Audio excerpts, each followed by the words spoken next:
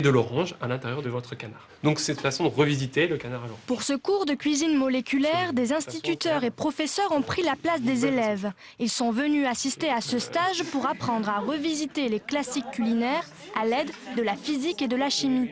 Leur principale motivation, enrichir leur raisonnement scientifique pour le transmettre à leurs élèves.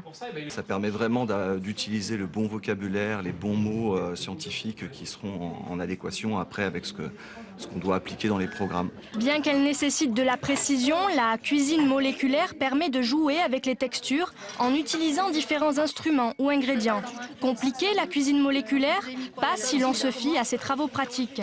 C'est ça l'intérêt de la gastronomie moléculaire, c'est vraiment comprendre la physique et la chimie qui se déroulent quand on fait de la cuisine.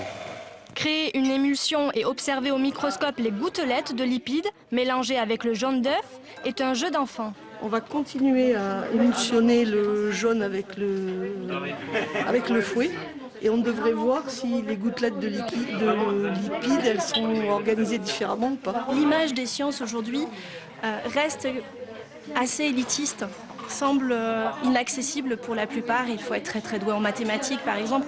Or les sciences elles peuvent être dans le quotidien, par exemple dans la cuisine. Et l'idée c'est vraiment de montrer aux gens que les sciences peuvent être quelque chose de vivant, quelque chose de passionnant. Un microscope, du chocolat, des œufs, la science peut être simple comme une recette de cuisine à condition d'avoir l'envie d'apprendre.